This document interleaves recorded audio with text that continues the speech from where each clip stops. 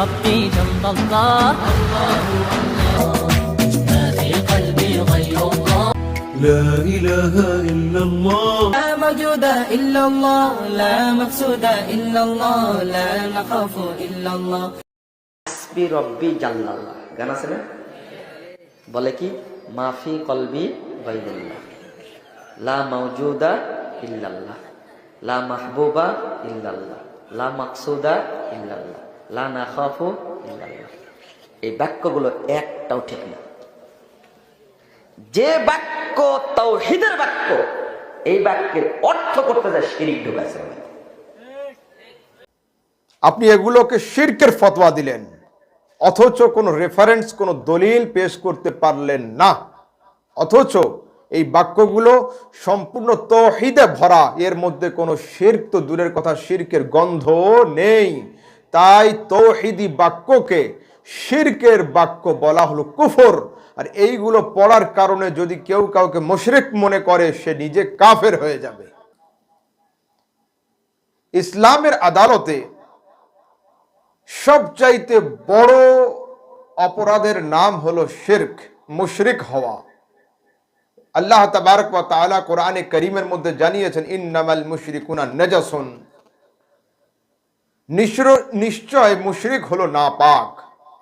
আল্লাহ তাবারক ওয়া তাআলা আবার জানিয়েছেন, ইন্না শিরকা লাযুলমুন আযীম, নিশ্চয় শিরক হলো সবচেয়ে বড় অপরাধ। ইসলামের আদালতে যদি শিরক সবচেয়ে বড় অপরাধ হয়, তো এই ছোট ছোট কথাতে, ছোট ছোট জিনিসে এত সাধারণভাবে একজন মানুষ কোনদিন মুশরিক কাফের হতে পারে না। এই সমস্ত আলেম নামের জালেমগুলো ইহুদিদের দালাল এবং মানবরূপী দানব। এরা মানুষকে শিরক শিরক মুশরিক মুশরিক করে এরা ফতোয়া দিয়ে থাকে কথায় কথায়। এদের সম্পর্কে ইবনে হিব্বানের মধ্যে একটি রিওয়ায়াত নকল করা হয়েছে। রাসূল সাল্লাল্লাহু আলাইহি ওয়াসাল্লাম বলেছেন, ওয়াসা আলা জারিহি বিসাইফ ওয়া রামাহু বিশিরক قال قلت يا نبي الله ايهما اولى بالشرك المرمي ام الرامي قال بل الرامي। এই সমস্ত মানুষদের জন্য রাসূল আকরাম সাল্লাল্লাহু আলাইহি ওয়াসাল্লাম ১৫০০ বছর আগে দুনিয়াবাসী মানুষকে জানিয়ে গিয়েছেন যে কিয়ামতের প্রাককালে কিছু মানুষ আসবে যারা সব সময় হাতে শিরকের তলোয়ার নিয়ে থাকবে এবং এই তলোয়ার তারা ফেলবে আপন প্রতিবেশীর উপরে, কথায় কথায় তাদেরকে মুশরিক আর কাফের বানাবে। রাসূলের সাহাবী রাসূলকে জিজ্ঞাসা করেছেন, আইয়ুহুমা আকরাবু আও আওলা বিশিরকি আল মারমি আমির রামি, ইয়া রাসূলুল্লাহ, এই দুইজনের মধ্যে শিরকের কাছে কে থাকবে? যে লোকটা শিরকের ফতোয়া দিচ্ছে, মুশরিক বলে ফতোয়া দিচ্ছে, ইয়ে শিরকের নিকট হবে না যাকে ফতোয়া দেওয়া হচ্ছে সে শিরকের নিকটে থাকবে? কালা, রাসূল বলছেন, বালির রামি, যে ব্যক্তি শিরকের ফতোয়া দেয় কথায় কথায়, সেই হলো শিরকের নিকটবর্তী। এনার আপত্তি, হাসবি রব্বি জাল্লাল্লাহ মা ফি কলবি গায়রুল্লাহ নূর মুহাম্মদ সাল্লাল্লাহু লা ইলাহা ইল্লাল্লাহ, এই বাক্যগুলি কোনো মতেই শিরকিয়া বাক্য নয়। এগুলো তাওহীদে ভরপুর এবং এই কালাম এটা কেবলমাত্র বাংলাদেশ, ইন্ডিয়া, পাকিস্তানে নয়, সারা পৃথিবীর কোনাতে, মালয়েশিয়া হোক, সৌদি হোক, আরব হোক, ইরান হোক বা মিশর হোক, দুনিয়ার বিভিন্ন আরব কান্ট্রিতেও এটা পড়া হয়। এর মধ্যে কোনো শিরক নেই, এর মধ্যে কোনো ভুল নেই, প্রত্যেকটা বাক্যই হক এবং ঈমান।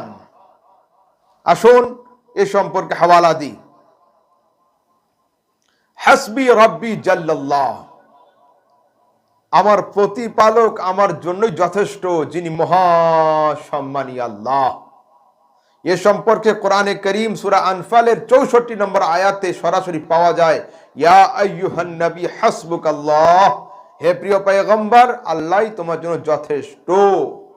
ওয়া মানিত্তাবাআকা মিনাল মুমিনিন, এবং যারা তোমার অনুসারী মুমিন তাদের জন্য আল্লাহই যথেষ্ট।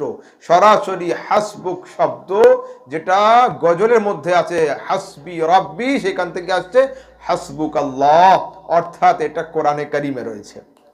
বুখারীর 3466 নম্বর হাদিস, মুসলিমের 6663 নম্বর হাদিসের মধ্যে আসছে, রাসূল শেখাচ্ছেন ওয়াতাকুলু হাসবি আল্লাহ। অন্য হাদিসে আছে হাসবি আল্লাহ ওয়া নি'মাল ওয়াকিল, আল্লাহই আমার যথেষ্ট। কোন হাদিসে আছে হাসবুনাল্লাহ, আল্লাহ আমাদের জন্য যথেষ্ট। এবং ফাতাওয়া ইবনে বাজের মধ্যে, আবু দাউদের মধ্যে, ইবনে আবি দুনিয়া এবং জাদুল মাআদ গ্রন্থের মধ্যে আসছে হাসবি আল্লাহু লা ইলাহা ইল্লা হুয়া আলাইহি তাওয়াক্কালতু ওয়া হুয়াল আরশুল আযীম। সরাসরি হাসবি, হাসবুনাল্লাহ এবং হাসবুকাল্লাহ কোরআন ও হাদিসে প্রমাণিত। তাই হাসবি রব্বি জাল্লাল্লাহ, এতে কোনো শিরক বা ভুল নয়। এটাই হলো তাওহীদ, একত্ববাদ এবং খোদা ভরসা। দ্বিতীয় ছন্দে আসছে মা ফি কলবি গায়রুল্লাহ, আমার অন্তরে খোদা ছাড়া কেউ নেই। জি হ্যাঁ, অবশ্যই একত্ববাদ, তাওহীদ এবং ইবাদতের ক্ষেত্রে আল্লাহ তাবারক ওয়া তাআলার সঙ্গে কাউকে যুক্ত করার নাম হলো শিরক। এবং মুমিন যে হয় তার অন্তরে কেবলমাত্র খোদাই থাকে, খোদা ছাড়া কারোর তাসাব্বুর, কারোর খেয়াল অন্তরে রাখতে হয় না। সেই জন্য মানুষ যখন তাকবীরে তাহরিমাতে দাঁড়ায়, এর নাম হলো তাকবীরে তাহরিমা, দুনিয়াকে হারাম করে দেওয়া। যখন মানুষ নামাজে দাঁড়িয়ে গেল, পৃথিবীকে হারাম করে দিল, কারোর সঙ্গে কানেকশন নয়, কারোর দিকে খেয়াল নয়, একমাত্র আল্লাহ তাবারক ওয়া তাআলাকে স্মরণ রাখতে হবে। তারপরে আছে লা মাওজুদা ইল্লাল্লাহ, আল্লাহ ছাড়া কেউ মওজুদ নয়, আল্লাহ ছাড়া কেউ উপস্থিত নয়, আল্লাহ ছাড়া কেউ মওজুদ নয়। এতে কোনো শিরক নেই। কোরআনে কারীম সূরা রহমানের 26 এবং 27 নম্বর আয়াত খুললে পাওয়া যায় কুল্লু মান আলাইহা ফান ওয়া ইয়াবকা ওয়াজহু রাব্বিকা যুল জালালি ওয়াল ইকরাম। দুনিয়াতে প্রত্যেকটা সৃষ্টি ধ্বংস হবে, কেবলমাত্র স্রষ্টার জাত অস্তিত্ব ছাড়া সবকিছুই বিলীন হবে। তো লা মাওজুদা ইল্লাল্লাহ মানে দুনিয়া ধ্বংসবশেষ, সব শেষ হবে। একমাত্র কোনো জাত, কোনো সত্তা যদি থাকে তো আল্লাহ পাকের সত্তা, আল্লাহ পাকের জাত। এখানে ওয়াহদাতুল ওজুদ নয়, ওয়াজিবুল ওজুদের মাসলা। তারপরে লা মাকসুদা ইল্লাল্লাহ, আল্লাহ ছাড়া কোনো উদ্দেশ্যই আমাদের নেই। জি হ্যাঁ, আমাদের প্রত্যেকের উদ্দেশ্য হলো স্রষ্টাকে সন্তুষ্ট করা। আল্লাহ তাবারক ওয়া তাআলা যদি সন্তুষ্ট হন তো আমরা সাকসেস, আর মালিক যদি সন্তুষ্ট না হয় তো আমরা সবাই আনসাকসেস হয়ে যাব। সেহেতু এই ছন্দের মধ্যে কোনো ভুল নেই, কোরআন হাদিসের হাজারো দলিল এতে রয়েছে। শেষ ছন্দের দিকে আসছে লা নাখাফু ইল্লাল্লাহ, আল্লাহ ছাড়া আমরা কাউকে ভয় করি না। দেখুন কোরআনে কারীম সূরা মায়েদার 44 নম্বর আয়াতের মধ্যে আসছে ফালা তাখশাউন নাসা ওয়াখশাউনি, ও পৃথিবীর মানুষ তোমরা দুনিয়াতে কোনো মানুষকে ভয় করো না, একমাত্র আমি আল্লাহ, আমাকে ভয় করো। তারপরে আসছে সূরা আলে ইমরানের 175 নম্বর আয়াতে আছে যে তারা আপন সঙ্গী শয়তানদেরকে দিয়ে ভয় দেখাবে, তোমরা খবরদার ভয় করবে না, তোমরা ভয় করো আমাকে, ইন কুনতুম মুমিনিন, যদি তোমরা মুমিন হও। আবার আসুন আগের দিকে, আল্লাহ তাবারক ওয়া তাআলা সূরা রহমানের মধ্যে আবার বলছেন ওয়ালিমান খাফা মাকামা রাব্বিহি জান্নাতান, যারা আল্লাহকে ভয় করে, আপন স্রষ্টাকে ভয় করে, কিয়ামতের দিনে তাদের জন্য থাকবে দুটো জান্নাত। তারপরে আল্লাহ তাবারক ওয়া তাআলা সূরা হজের প্রথম আয়াতে গিয়ে বলছেন ইয়া আইয়ুহান নাস, ও পৃথিবীর মানুষ, ইত্তাকু রাব্বাকুম, তোমরা খুব ভয় করো আল্লাহকে, ইন্না জালজালাতাস সাআতি শাইউন আযীম, নিশ্চয় পৃথিবীর ভূমিকম্প হলো এক কঠিন জিনিস।